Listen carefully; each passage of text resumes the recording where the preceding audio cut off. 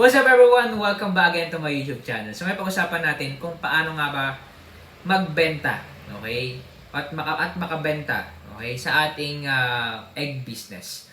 Alright, bakit tayo magsimula sa ating vlog na to? Kung di pa na-subscribe sa aking YouTube channel, please subscribe, notification bell, para update po kayo sa aking mga bagong vlog na i-upload in the future. Ngayon, kapag na-reach po natin yung 100 subscriber, ay magpapag-giveaway po tayo bago po matapos itong taon na to, 2025. Balik na po tayo sa ating vlog ngayon. Kung makita niyo po ako sa aking thumbnail, bago niyo po itong video na to, okay? Ako po ay, naka-tricycle, tapos yan, dinadala ko yung mga egg, okay?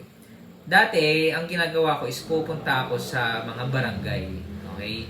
Punta ako sa, kung merong prospect doon, o kaya mga tao na may makikita ka. O egg po, baka gusto mong bumili, ganito. Pupunta ako sa mga bahay-bahay dati. Okay, dyan ko na-realize na grabe ang kapal pala ng mukha ko. Yung talagang desperado ka ng makabenta kasi kailangan mo nga eh. Yung nagkalugi-lugi ko na tapos maghanap pa talaga ng what's next, anong business ulit. So that time talagang kumapal yung mukha ko. Okay, nagbahay-bahay ako para makabenta. Okay, kailangan natin pakapalin yung mukha natin. Kung gusto mong magnegosyo, gusto mong kumita, okay, kailangan natin kumapal yung mukha natin. Okay, you need to be humble. Hindi mo kailangan o kaya mahiya. Kasi kailangan kasi.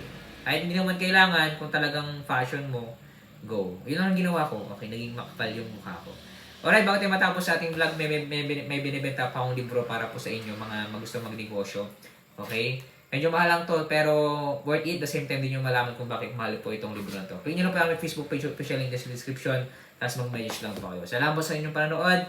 Nawa nakatulong to. God bless.